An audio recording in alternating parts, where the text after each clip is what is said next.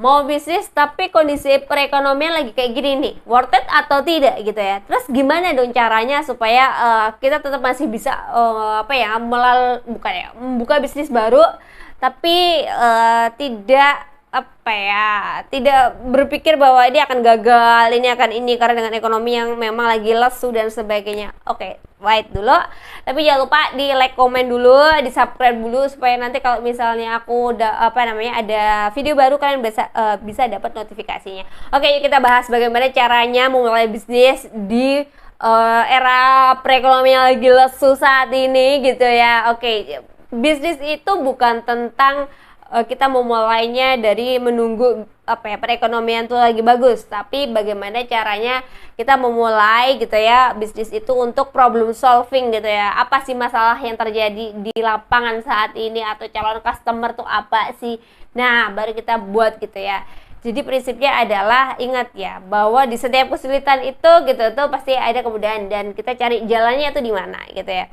Nah, yang pertama adalah pastikan dulu nih kalau kalian mau bisnis yang menurutku jangan banyak bermodal besar gitu, karena memang resikonya kayak gini. Apa nih gitu ya yang tidak modal besar gitu, kita cek dulu. Terus yang kedua tuh apa, bisnis modal yang bagus untuk saat ini gitu ya, bisnis yang benar-benar diperlukan oleh masyarakat, yang misalnya harganya tuh terjangkau, hemat gitu dan dibutuhkan oleh masyarakat. Misalnya apa, jasa editing video, ada foto, terus bahan-bahan pokok gitu ya, kayak bahan makanan tuh pasti yang dibutuhin. Terus makanan itu yang hemat ya, jangan yang makanan yang middle up gitu tuh, jangan yang makanan sehari-hari aja, mungkin jadi buka warteg atau frozen food yang dengan biaya yang terjangkau. Terus ada, kalau jasa tadi ada jasa mungkin servis mobil, servis sepeda motor, servis komputer dan sebagainya gitu. Nah, itu macam-macam bisnis yang masih akan bertahan, atau kalau kalian mau mulai bisnis tuh dari situ gitu ya. Terus apalagi nih gitu ya, cara kita untuk bisa mulai bisnis saat ini gitu. Yang pertama uji pasar dan dengerin konsumen gitu. Uji pasar, kalian misal kalian buka produk atau bikin produk baru gitu ya, jangan banyak-banyak dulu deh, 2, 3 dulu atau berapa. Terus kita bagaimana nih, oke atau enggak nih dari feedbacknya dari customer kayak gimana, bagus atau tidak gitu ya, kurangnya di mana kita perbaiki. Jangan langsung produksi massal. Nah, ini yang sering banget, jangan produksi massal langsung ya deh kita jual, pokoknya kita produksi dengan cost yang lebih kecil gitu, karena kalau produksi massal kan pasti costnya jadi kecil. Ketika costnya lagi kecil, otomatis kan harganya mungkin jauh lebih murah, tapi ini juga beresiko sangat tinggi, apalagi dengan perekonomian yang lesu saat ini. Menurutku lebih baik gitu ya, kita produksi sekecil dulu dengan harga yang masih bisa dijangkau oleh calon customer gitu ya. Terus habis itu baru udah gitu, apa feedbacknya dari customer gitu, karena kalau misalnya kita sudah produksi besar terus tidak sesuai dengan kebutuhan customer ya jadinya zong juga, jadi uangnya tuh mandek dan itu beresiko tidak terjual gitu ya.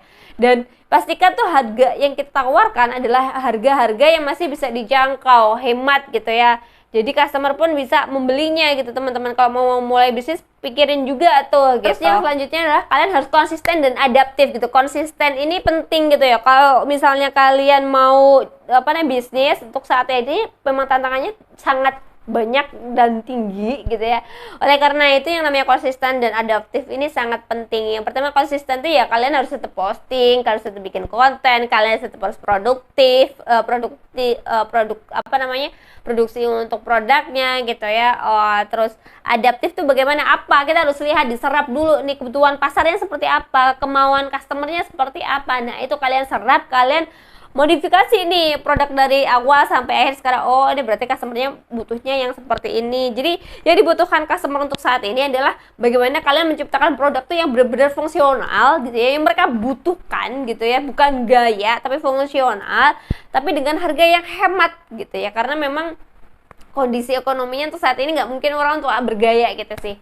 Segitu dulu video untuk kali ini. Jika misalnya kalian mau tanya-tanya, boleh banget bisa komen-komen di bawah. Kalau misalnya kalian mau share-share juga boleh banget komen-komen di bawah. Jangan lupa subscribe, like, and komen ya. Bye bye and see you.